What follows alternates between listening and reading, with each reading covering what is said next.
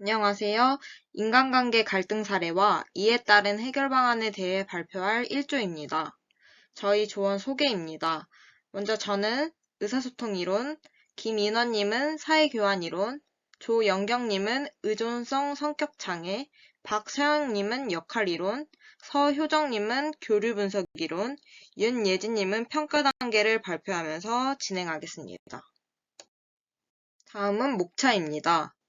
첫 번째로는 의사소통 이론에 따른 갈등, 두 번째는 사회교환 이론에 따른 갈등, 세 번째는 의존성 성격 장애로 인한 갈등, 네 번째는 역할 이론에 따른 갈등, 다섯 번째는 교류 분석 이론에 따른 갈등, 여섯 번째는 평가 단계와 갈등, 마지막 소감으로 발표를 진행하도록 하겠습니다. 먼저 의사소통 이론에 대해 발표할 이서연입니다. 의사소통이란 서로의 감정이나 생각을 교환하여 의미를 공유하고 그것을 통해 행동에 영향을 미치는 과정을 말합니다. 저의 갈등 상황은 대화의 상호성 부족으로 인해 일어난 갈등이었는데요.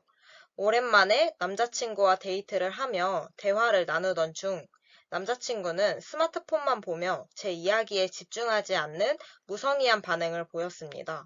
순간 너무 화가 난 나머지 저는 강한 말투로 내 얘기 듣고 있는 거 맞아? 라고 이렇게 질문을 했습니다. 남자친구는 놀라서 왜 갑자기 화를 내냐고 반응하면서 갈등이 더욱 심화되었습니다. 갈등 진행 단계는 갈등의 악화입니다. 대처가 미흡했던 점은 갑작스럽게 화를 내며 감정을 즉각적으로 표출했다는 점입니다. 그리고 남자친구의 반응이 왜 그랬는지 이해하려 하기보다 바로 비난을 했다는 것입니다. 향후 해결 방안으로는 감정을 차분히 표현하는 방법을 사용하는 것입니다. 공격적인 표현 대신 솔직한 자신의 감정을 설명하며 갈등을 예방해야 한다고 생각했습니다. 사회교환 이론에 따른 갈등 사례를 발표하게 된 3반 1조 김인원입니다. 갈등의 이유는 어렸을 때부터 심부름은 당연히 막내가 하는 것이라고 생각하는 형제들 간의 불공정 갈등이었습니다. 시기는 2022년 11월이었습니다. 갈등의 내용은 치매에 걸린 엄마 돌봄에 소홀한 형제들에 대한 서운함이었습니다. 갈등의 구체적인 상황은 치매에 걸린 친정엄마가 요양원에 잠시 계시다가 돌아오는 날이었습니다. 저 혼자 아침부터 엄마 모셔오고 짐 정리를 하느라 굉장히 바빴는데 엄마는 집과 주간보호센터를 다녔다는 사실을 기억을 못하셨습니다. 당장 다음날 아침부터 엄마를 주간보호센터에 등원을 시켜야 되는데 그러면 저는 출근을 못하는 상황이었고 이것은 저 혼자만의 고민이었을 뿐이고 형제들은 아무도 신경 쓰지 않았습니다. 갈등의 진행 단계는 갈등의 악화 단계였습니다. 대처가 미흡한 점은 제가 카톡방에 서운함을 강하게 표현을 했더니 언니들이 사과를 했고 그날 이후부터 언니들이 돌봄에 동참을 하게 됐습니다. 미흡한 점은 그럼에도 불구하고 오빠는 아직 동참하지 않는다는 것입니다. 향후 해결 방안은 악화되기 전에 미리미리 표현을 하기로 했고 집중된 일은 분담을 하기로 했습니다. 그리고 요양보호사의 도움을 받기로 했습니다. 인간관계론 3반 1조 조영경입니다. 의존성 성격장애란 다른 사람의 조언 없이 스스로 무엇인가를 결정하지 못하는 것을 말합니다. 저의 갈등 사례는 엄마 생신으로 가족 모임이 생겨 시간과 장소를 조율하는 과정에서 제가 결정을 하지 못해 동생이 모도하면서 동생과의 갈등이 생겼고 아빠의 개입으로 갈등이 더 심해졌습니다. 다행히도 서로의 빠른 감정 조절로 각자의 입장과 생각을 대화로 풀며 화해하게 되었고 가족 모임도 잘 마칠 수 있었습니다. 대처 미흡한 점은 의존성으로 인해 역할 분담이 이루어지지 않았고 의사소통 부족으로 서로의 입장을 이해하지 못했으며 감정 조절 미흡으로 언성이 높아지며 갈등이 심화됐습니다. 향후 해결 방안으로는 결정과 역할을 분담하고 서로의 입장을 충분히 이해할 수 있도록 의사소통을 강화하며 감정 조절하는 연습과 작은 결정부터 스스로 내리는 연습을 하겠습니다. 소감으로는 이런 일상생활에서의 갈등 상황을 배운 이론을 통해 제가 인식하지 못했던 점들을 알 수 있었고, 이를 통해 미흡한 점을 개선하도록 노력하겠습니다. 감사합니다. 인간관계론 3반 1조 박서영입니다. 역할 이론이란 사람은 자신에게 주어진 사회의 역할을 기대에 맞추어 잘 수행해야 이상적 인간관계가 가능하다는 것을 말합니다. 약국에서 전산직원으로 근무하면서 사람이 많이 몰리던 피크타임에 한 손님이 저에게 의료보험 관련해서 문의를 주셨습니다. 저는 당시 전산 업무를 맡은 지 한 달도 채 되지 않아 미숙하던 시기로 도움을 청할 사람이 약사님밖에 없어 약사님께 보험 관련해서 질문을 드렸습니다. 하지만 약사님께서는 바쁜 시간대에 자신도 처리해야 할 업무들이 많은데 그 정도는 혼자 해결해야 되지 않냐며 저를 나무랐습니다. 저 또한 이리저리 뛰고 바빴기에 억울한 마음에 약사에게 불만을 토로했습니다. 이 갈등에서 갈등 진행 단계는 갈등의 악화입니다. 저는 감정적으로 행동하고 상대방의 입장을 고려하지 못한 미성숙한 대처 방법으로 대처가 미흡했다고 생각합니다.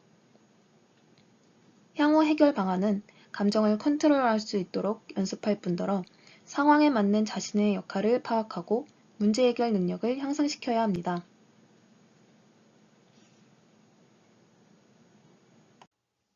교류 분석 이론에 따른 갈등에 대해 발표하도록 하겠습니다. 교류 분석 이론이란 사회적인 상호 교류 관계에 의해 인성이 형성되며 나아가 삶의 유형이 결정된다는 것을 강조한 이론입니다. 자유로운 아동자아인 나와 비판적인 부모자아인 친구가 부딪힌 상황입니다. 대상은 대학교 동기였고 시기는 2024년 4월 중간고사 준비기간이었습니다. 갈등 내용으로는 나는 스트레칭을 하거나 음악을 들으며 쉬엄쉬엄 공부하는 스타일인데 친구는 너 그렇게 해서 점수가 나오겠어? 라고 지적을 하였습니다. 나는 자유로운 아동자아로 나는 이렇게 해야 머리가 잘 돌아가 라고 하였고 친구는 비판적 부모자아로 그건 게으른 거야 제대로 해 라고 하였습니다. 친구의 비판으로 나는 감정적으로 반발하였고 둘은 감정이 격해졌고 결국에는 대화가 단절되었습니다. 친구의 지적을 감정적으로만 받아들인 점, 성인자아로 합리적인 소통을 시도하지 못한 점, 친구의 걱정을 이해하려는 태도가 부족했던 점을 미흡한 점으로 꼽을 수 있겠습니다. 향후 해결 방안으로는 성인자아 상태로 나는 이러한 방식이 더 효과적이야 라고 설명하고 친구의 걱정을 인정하고 걱정해줘서 고마워라고 하며 감정적인 교류를 시도할 것이고 서로의 공부의 스타일을 존중하기로 협의하였습니다. 안녕하세요. 저는 친구와의 관계에서 공평성의 규범이 지켜지지 않았을 때 생긴 갈등 경험에 대해 말씀드리겠습니다. 2023-1660 윤예지입니다. 대학교 1학년 2학기 중간고사 기간이었습니다. 저는 평소에 자주 어울리던 친구와 함께 공부하면서 서로 도움을 주고받기로 했습니다. 그래서 저는 요약 자료를 정리해서 보내주고 친구가 이해하지 못한 부분을 따로 설명해 주었습니다.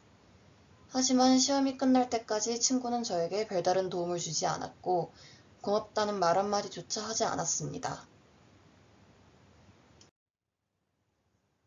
공평성의 규범에 따르면 인간관계는 각자가 투자한 노력과 받는 보상이 균형을 이뤄야 만족스럽게 유지될 수 있다고 합니다.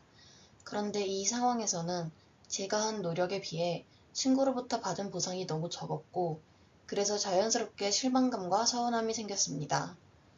처음에는 친구가 바빠서 여유가 없었겠거니 이해하려 했지만 그 후에도 비슷한 일이 반복되자 제 마음속의 불만은 점점 커졌습니다. 하지만 저는 그 감정을 솔직하게 표현하지 못했고 결국 연락을 줄이면서 거리를 두게 되었습니다. 지금 돌이켜보면 갈등을 느낀 시점에 제 생각과 감정을 직접 이야기하지 못한 점이 아쉬웠습니다. 대화로 풀어볼 수 있는 기회를 스스로 놓친 셈입니다. 앞으로는 이런 상황에서 처음부터 기대하는 바를 분명히 하고 공평하지 않다고 느껴질 때는 감정을 눌러두기보단 솔직하게 표현하려고 합니다. 또 공평함이라는 게 꼭 같은 양을 주고받는 것이 아니라 서로의 상황과 입장을 고려하며 배려하는 것도 중요하다는 걸 기억하고 싶습니다. 감사합니다. 마지막으로 저희 조원들이 갈등 상황을 겪으면서 느꼈던 소감입니다. 이상으로 발표를 마치겠습니다. 감사합니다.